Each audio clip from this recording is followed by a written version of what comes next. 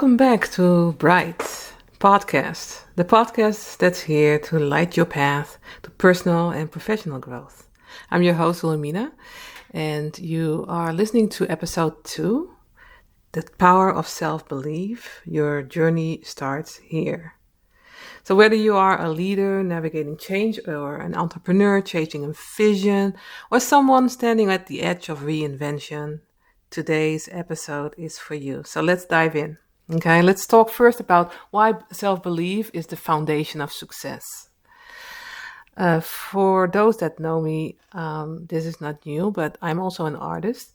And self-belief is something that I needed to create to get started with that mission, more or less. And I didn't even know that I was able to draw until somebody in elementary school shared with me their admiration of my drawings. And that's when I started to look at it in a different way and thinking, okay, I thought this was normal. But as people were admiring it and giving it praise, I started to pay more attention to that and put more work and effort towards that as I started to believe in myself. And it took a while before I finally picked up the paintbrush. That was in my early 20s. But, I just didn't feel that painting was something that I could do. It was far easier to draw because I've done that. I was doing that for so long. So shifting from one thing to the other, growing, allowing yourself to grow and seeing the results is something that you have to allow yourself to do. And for me, in this example, it took a while. In my early 20s, as I said, I started to paint. And when I painted, I painted this lioness actually. And again, it was witnessed with awe. And I was like, okay, I guess I have something here. So I painted a little bit, maybe 2 or 3 paintings a year. And I'm not going to share my whole artist journey here, but I'm just sharing this because as I painted and as I saw results, I started to believe in myself more. And it's sometimes that other people need to share with you their admiration, or sometimes it's yourself showing yourself, proving to yourself that you have it in you, that helps you build your belief system.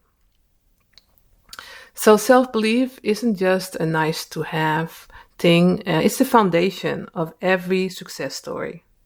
It's what fuels leaders to make bold decisions and what empowers individuals to rise after failure, and what keeps entrepreneurs moving through rejection, risks, and uncertainty. Think about it. Every great achievement started with someone who believed, even if it's somebody else, not you. As I just shared.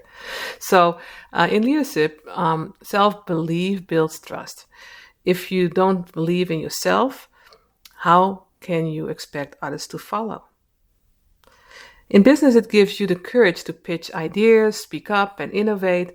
And in life, it's the engine behind resilience. The why not me when the world says not you. And here's the truth. Self-belief isn't something you're born with. It's something you build. And some people, of course, have certain characteristics where it's easier to embrace this lesson than others. But regardless, it's about your choice. Do you allow the lesson to be implemented into your heart and into your actions and make that decision? So we can talk about real life stories that might inspire you or have inspired you. I've heard about stories about Oprah Winfrey, for instance, fired from her first TV job for being unfit for television, but she didn't quit, obviously, and she turned the rejection into reinvention, and eventually into a media empire, as everybody knows. So it's truly about What is your heart's mission? And are you allowing yourself to listen to that? She for sure did. So it's very interesting how we can look at life, and if we could think back at our own journey, and see if you can remember one of the times that you had a similar situation, that somebody wasn't believing in your capabilities, but you ignored it and kept going, and you became a success. So if that's the case, then yeah, remember that, and make that experience fuel you each time you are in a situation where self-doubt is creeping up. How do you know that self-doubt is creeping up? Well, often, when you're in conversation with somebody sharing their a new project or whatever to you, that has nothing to do with you, and maybe a little bit to do with you, but regardless, they are talking about all their past experiences, achievements, that has nothing to do with what they're currently doing, but they're trying to prove themselves to you that they are capable. But truly, they are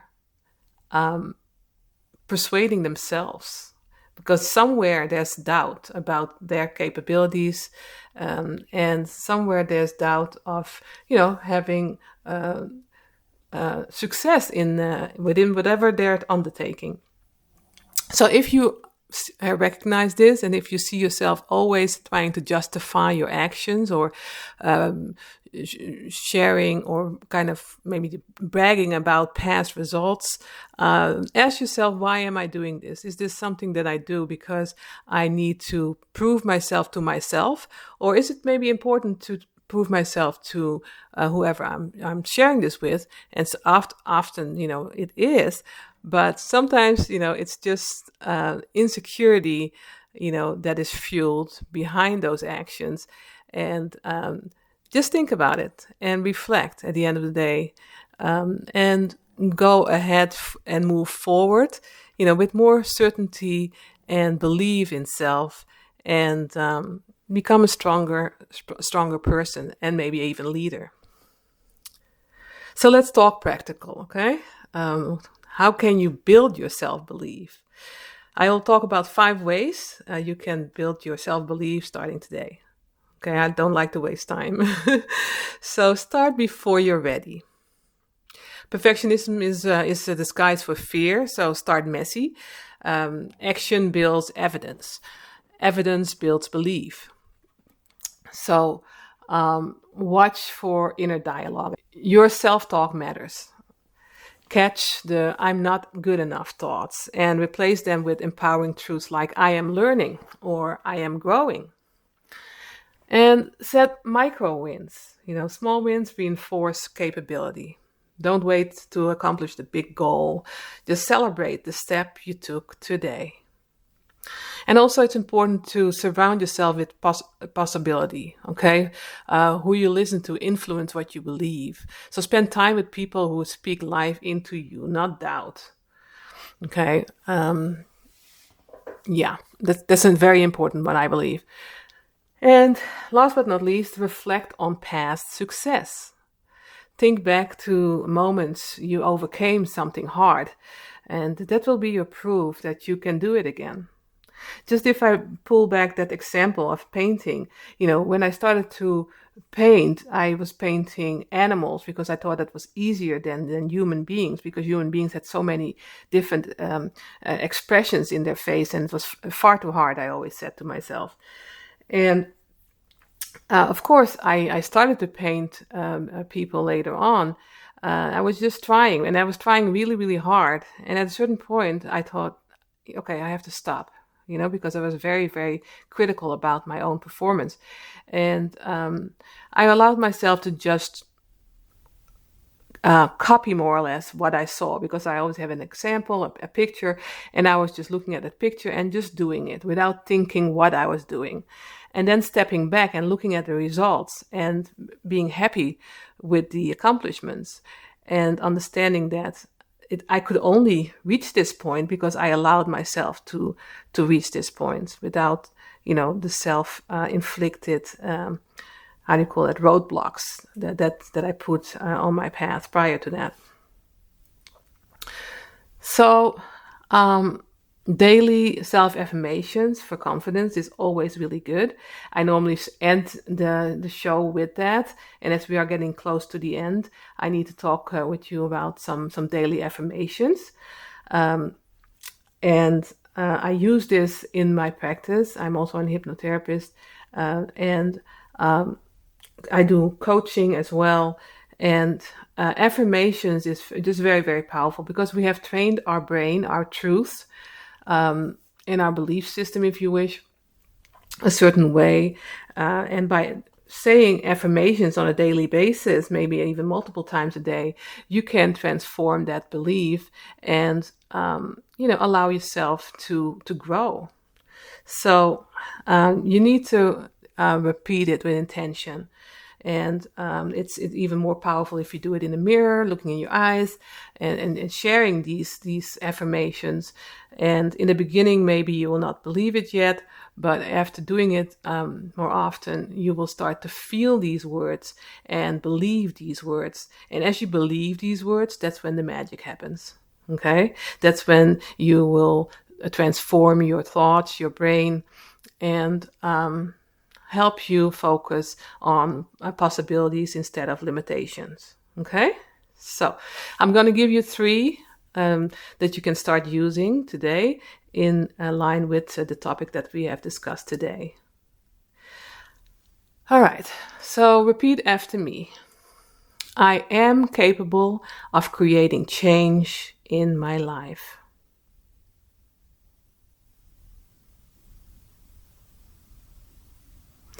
Every challenge is an opportunity to grow stronger.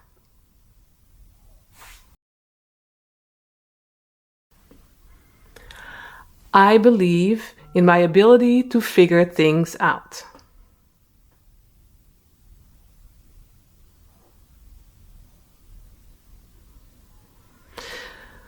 So, as I said, write, well, I didn't say that yet, but you can say this out loud in the mirror and write them down in your journal if you have one.